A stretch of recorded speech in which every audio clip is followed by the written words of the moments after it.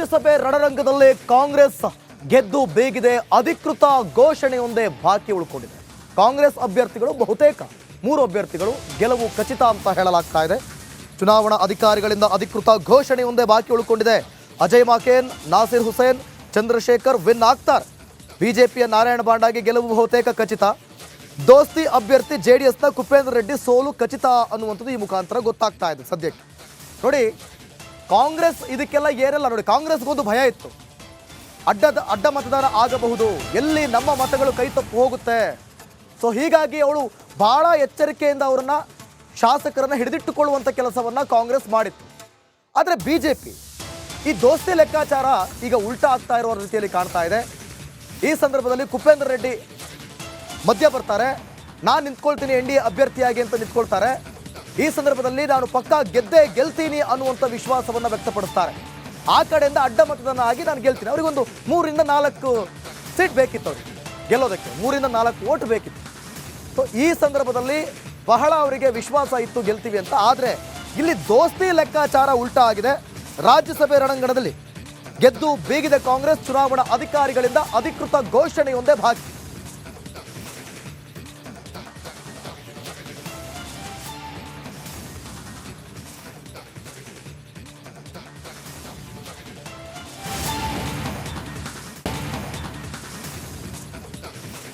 ರಾಜ್ಯಸಭೆಯ ಚುನಾವಣಾ ತಂತ್ರದಲ್ಲೂ ಕೂಡ DK ಶಿವಕುಮಾರ್ ಇಲ್ಲಿ ಸಕ್ಸಸ್ ಆಗಿದ್ದಾರೆ ಅಂತಾನೆ ಹೇಳಬಹುದು. ಈ ಮೈತ್ರಿ ಪಕ್ಷ, ದೋಸ್ತಿ ಪಕ್ಷವನ್ನ ಮಕಾಡೆ ಮಲಗಿಸಿದ್ದಾರೆ ಇವರ ತಂತ್ರದ ಮೂಲಕ. BJP JDS ಮಕಾಡೆ ಮಲಗಿಸಿದ್ದಾರೆ. ಕನಕಪುರ ಬಂಡೆ ವಿಧಾನಸಭೆ ಬಳಿಕ MLC ಉಪಚುನಾವಣೆಯನ್ನ ಗೆದ್ದಿದ್ರು DK ಶಿವಕುಮಾರ್. ಇದೀಗ ರಾಜ್ಯಸಭಾ ಚದುರಂಗ ದಾಟದಲ್ಲೂ ಕೂಡ DKಶಿ ಕಮಾಲ್ ಮಾಡ್ತಿದ್ದಾರೆ. ಪಕ್ಷೇತರ ಮತ ಸೆಳೆಯುವಲ್ಲೂ ಕೂಡ DK ಶಿವಕುಮಾರ್ ಗ್ರಾಂಡ್ ಸಕ್ಸಸ್ ಆಗಿದ್ದಾರೆ. ಕಾಂಗ್ರೆಸ್ ಮತಗಳು ಚದುರದಂತೆ ಭಾರೀ ಕಟ್ಟೆಚ್ಚರವನ್ನು ವಹಿಸಿದ್ದಾರೆ. 3 ಅಭ್ಯರ್ಥಿಗಳು ಗೆಲುವಿನಲ್ಲಿ DK ಶಿವಕುಮಾರ್ ಪ್ರಮುಖ ಪಾತ್ರವನ್ನು ವಹಿಸಿದ್ದಾರೆ. ಹೈಕಮಾಂಡ್ಗೆ ಮತ್ತೆ ತಮ್ಮ ತಾಕತ್ತೇನು ಅಂತ DK ಶಿವಕುಮಾರ್ ತೋರಿಸಿದ್ದಾರೆ. ನೋಡಿ, ಪಾಯಿಂಟ್ ನಂಬರ್ 1, ವಿಧಾನಸಭೆಯ ಚುನಾವಣೆ ಸಂದರ್ಭದಲ್ಲಿ KPCC ಅಧ್ಯಕ್ಷರಾಗಿ ಹಗಲು ರಾತ್ರಿ ಕೆಲಸ ಮಾಡಿದಂಥ ಅವರಿಗೇನು ಒಂದು ಕ್ರೆಡಿಟ್ DK ಶಿವಕುಮಾರ್ಗೆ ಸಿಕ್ಕಿತ್ತು.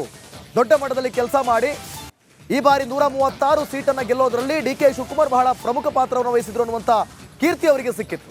ಅದಾದ ಬಳಿಕ MLC ಚುನಾವಣೆಯಲ್ಲೂ ಕೂಡ ಕೆಲಸ ಮಾಡಿದ್ರು. ಇನ್ನೊಂದು, ತೆಲಂಗಾಣ ಚುನಾವಣೆ ಸಂದರ್ಭದಲ್ಲೂ ಕೂಡ ಅವರ ಕೈ ಚಳಕ ನೀವು ಗಮನಿಸಿರ್ಬೋದು. ತಂತ್ರಜ್ಞಾನ, ಅವರ ತಂತ್ರ ಯಾವ ರೀತಿ ಇತ್ತು ಅಂತ ಹೇಳಿ ತೆಲಂಗಾಣ ವಿಧಾನಸಭೆ ಚುನಾವಣೆ ಸಂದರ್ಭದಲ್ಲೂ ಕೂಡ. ಈಗ ಮತ್ತೆ ಹೈಕಮಾಂಡ್ಗೆ ಪ್ರೂವ್ ಮಾಡಿ ತೋರಿಸಿದ್ದಾರೆ. ರಾಜ್ಯಸಭೆ ಚುನಾವಣೆಯಲ್ಲೂ ಕೂಡ DKಶಿ ಕಿಂಗ್ ಅಂತ ಹೇಳಿ. ಒಟ್ಟಲ್ಲಿ ಬಿಜೆಪಿ JDS ಅನ್ನ ಮಕಾಡೆ ಮಲಗಿಸಿದ್ದಾರೆ ಕನಕಪುರ ಬಂಡೆ. ಈ ಬಗ್ಗೆ ಮತ್ತಷ್ಟು ಮಾಹಿತಿಯನ್ನು ಕೊಡ್ತಾರೆ ನಮ್ಮ ಪ್ರತಿನಿಧಿ ವಿಜಯ್. ಲೈವ್ ನಲ್ಲಿ ಜಾಯ್ನ್ ಆಗ್ತಿದ್ದಾರೆ. ವಿಜಯ್, DK ಶಿವಕುಮಾರ್ 3ನೇ ಸಕ್ಸಸ್ ಅದು ಈ ವರ್ಷದಲ್ಲಿ. ಈ ಬಗ್ಗೆ ಮತ್ತಷ್ಟು ಮಾಹಿತಿಯನ್ನು ಕೊಡೋದಾದ್ರೆ.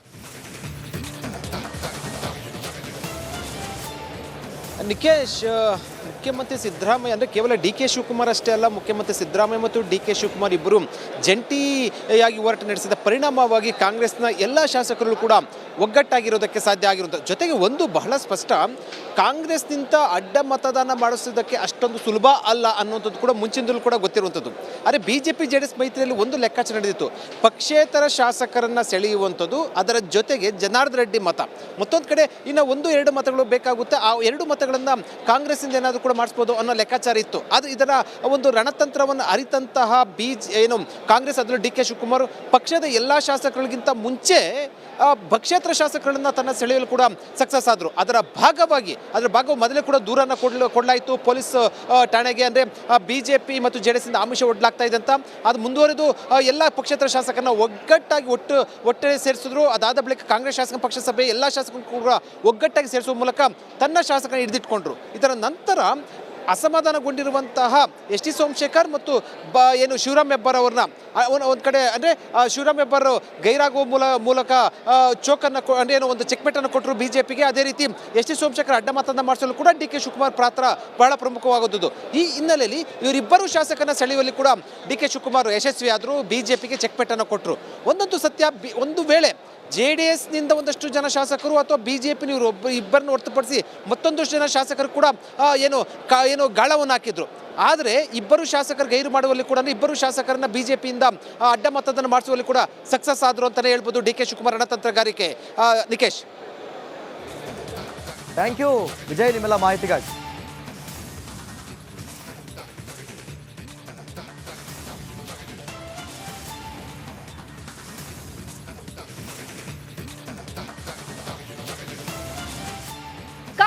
ಖಾತೆಯಿಂದ ಒಂದು ಕಾಲು ಹೊರಗಿಟ್ಟಿದ್ದ ಶಾಸಕ ಎಸ್ಟಿ ಸೋಮಶೇಖರ್ ಬಿಜೆಪಿಗೆ ಶಾಕ್ ಕೊಟ್ಟಿದ್ದಾರೆ.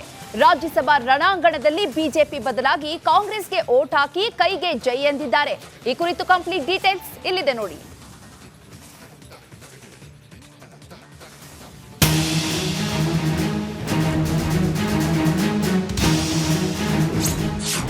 ಬಿಜೆಪಿಗೆ S T Somashekhar shock. Cross voting ಮಾಡಿದ ಎಸ್ಟಿಎಸ್. ಬಿಜೆಪಿ ವಿರುದ್ಧ ಅಸಮಾಧಾನ ಹೊರಹಾಕಿದ್ದ ಎಸ್ಟಿ ಸೋಮಶೇಖರ್ ರಾಜ್ಯಸಭೆ ರಣಕಣದಲ್ಲಿ ಕಾಂಗ್ರೆಸ್ ಕೈ ಹಿಡಿದಿದ್ದಾರೆ. ನಿರೀಕ್ಷೆಯಂತೆ ಕ್ರಾಸ್ ವೋಟಿಂಗ್ ಮಾಡಿ ಕಾಂಗ್ರೆಸ್ಗೆ ಜೈ ಎಂದಿದ್ದಾರೆ.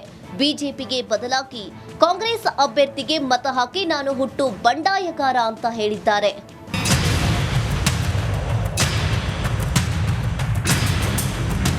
ಬಿಜೆಪಿಗೆ ಸೋಮಶೇಖರ್ ಅಡ್ಡ ಮತದಾನ ಮಾಡುವ ಡವಡವ ಶುರುವಾಗಿತ್ತು.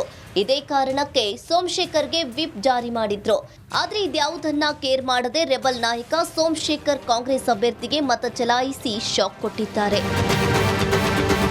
ಇನ್ನು ಮತದಾನ ಮಾಡಲು ವಿಧಾನಸೌಧಕ್ಕೆ ಆಗಮಿಸಿದ ಎಸ್ಟಿ ಸೋಮಶೇಖರ್ ಬಿಜೆಪಿ ನಾಯಕರನ್ನ ತಿರುಗಿಯೂ ನೋಡಲಿಲ್ಲ. ಬಿಜೆಪಿ ಕಚೇರಿಗೂ ತೆರಳದ ಎಸ್ಟಿ ಸೋಮಶೇಖರ್ ಸೀದಾ ಡಿಕೆ ಶಿವಕುಮಾರ್ ಕೊಠಡಿಗೆ ತೆರಳಿದ್ರು. ಮತದಾನಕ್ಕೂ ಮುನ್ನ ಡಿಕೆ ಭೇಟಿಯಾಗಿದ್ರು.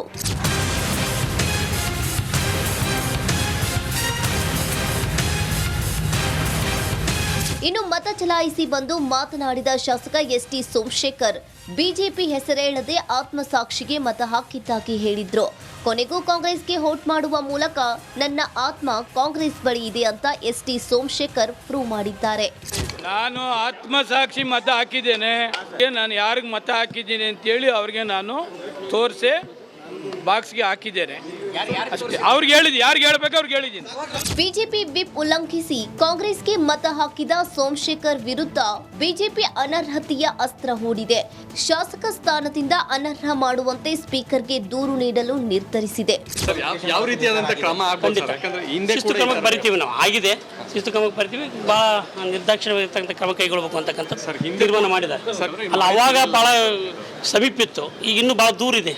ಈಗಿನ ಸ್ಟಾರ್ಟಿಂಗ್ ಇದೆ ಅಲ್ಲ, ಹಾಗಾಗಿ ಖಂಡಿತವಾಗಿ ನಮ್ಮ ಪಕ್ಷದ ನಿರ್ಧಾರವನ್ನು ಈಗಾಗಲೇ ಮಾಡಿ ಆಗಿದೆ.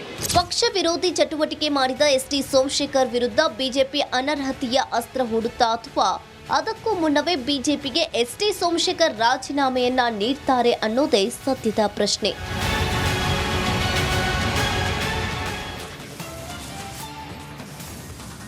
ರಾಜ್ಯಸಭೆ ಚುನಾವಣೆಯಲ್ಲಿ ಕಾಂಗ್ರೆಸ್ ಗೆದ್ದು ಬೀಗಿದೆ. ಜೊತೆಗೆ ಇಲ್ಲಿ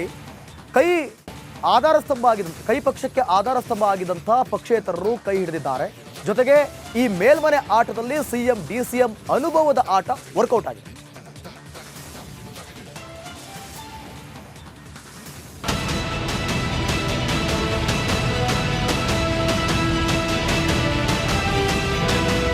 ರಾಜ್ಯಸಭೆ ಚುನಾವಣೆಯ ಚದುರಂಗದ ಆಟದಲ್ಲಿ ಕೈ ಮೇಲುಗೈ ಸಾಧಿಸಿದೆ. ನಂಬರ್ ಗೇಮ್ನಲ್ಲಿ DCM DK Shivakumar game win ಆಗಿದೆ. ಪಕ್ಷೇತರರನ್ನ ಸೆಳೆಯುವಲ್ಲಿ ಜೋಡೆತ್ತುಗಳು ಸಕ್ಸಸ್ ಆಗಿದ್ದಾರೆ.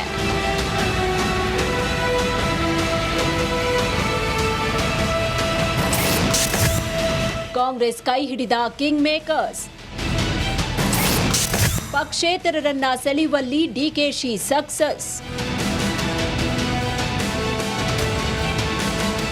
ರಾಜ್ಯಸಭಾ ಚುನಾವಣಾ ಕಣದಲ್ಲಿ ಪಕ್ಷೇತರರೇ ಕಿಂಗ್ ಮೇಕರ್ಸ್ ಆಗಿದ್ರು. ಕಾಂಗ್ರೆಸ್ ಹಾಗೂ ಎನ್ಡಿಎ ಅಭ್ಯರ್ಥಿಗಳ ಗೆಲುವಿಗೆ ಇಂಡಿಪೆಂಡೆಂಟ್ಗಳ ಮತ ಅನಿವಾರ್ಯವಾಗಿತ್ತು. ಪಕ್ಷೇತರರನ್ನ ಸೆಳೆಯೋಕೆ ಕೈ, ಕಮಲ, ದಳ ಭಾರೀ ಕಸರತ್ತನ್ನ ನಡೆಸಿದ್ವು. ಈ ಎಲ್ಲಾ ಕಸರತ್ತುಗಳ ಮಧ್ಯೆ ಪಕ್ಷೇತರರು ಕಾಂಗ್ರೆಸ್ಗೆ ಜೈ ಅಂದಿದ್ದಾರೆ.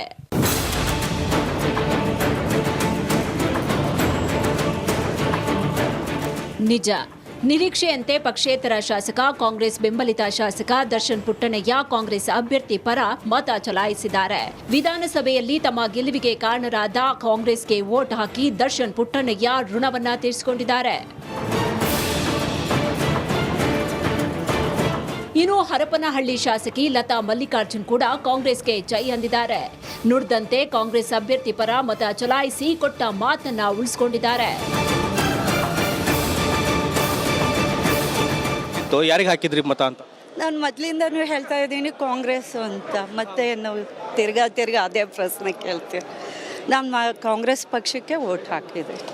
ಯಾವುದೇ ಬದಲಾವಣೆ ಆಗಿಲ್ಲ ಮೇಡಮ್. ಇಲ್ಲ, ಆಗಿಲ್ಲ. ಮತ್ತೆ ನಿಮ್ಮ ಸ್ನೇಹಿತರು ಒಂದಷ್ಟು ಜನ ಇದ್ರು ಮೇಡಮ್, ಪಕ್ಷೇತರ ಅವ್ರು ಯಾರು ಹಾಕಿದ್ರು ಅನ್ನೋದು ಅದು ಅವ್ರಿಗೆ ಗೊತ್ತು, ನಾನು ನಂದು ಹೇಳಬಲ್ಲೆ. ಕೆಆರ್ಪಿಪಿ ಶಾಸಕ ಜನಾರ್ದನ ರೆಡ್ಡಿ ಕೂಡ ಬಹುತೇಕ ಕಾಂಗ್ರೆಸ್ಗೆ ವೋಟ್ ಹಾಕಿರೋದು ಕನ್ಫರ್ಮ್ ಆಗಿದೆ. ಪಕ್ಷದ ಹೆಸರು ಅಥವಾ ಅಭ್ಯರ್ಥಿಯ ಹೆಸರನ್ನ ಹೇಳದೆ ಆತ್ಮಸಾಕ್ಷಿಗೆ ಅನುಗುಣವಾಗಿ ವೋಟ್ ಹಾಕಿದ್ದೀನಿ ಅಂತ ಹೇಳಿದ್ದಾರೆ. ಈ ಮೂಲಕ ಪರೋಕ್ಷವಾಗಿ ಕಾಂಗ್ರೆಸ್ಗೆ ಮತ ಹಾಕಿದ್ದಾಗಿ ಶಾಸಕ ಜನಾರ್ದನ ರೆಡ್ಡಿ ಹೇಳಿದ್ದಾರೆ.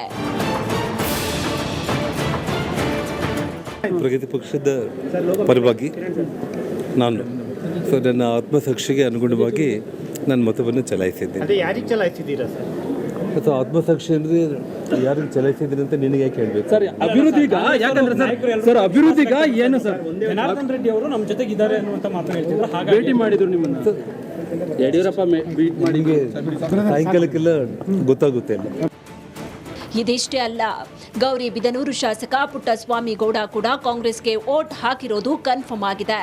ಒಟ್ಟಾರೆ ರಾಜ್ಯಸಭಾ ಚುನಾವಣೆಯಲ್ಲಿ ಸಿಎಂ ಡಿಸಿಎಂ ತಂತ್ರ ವರ್ಕೌಟ್ ಆಗಿದೆ.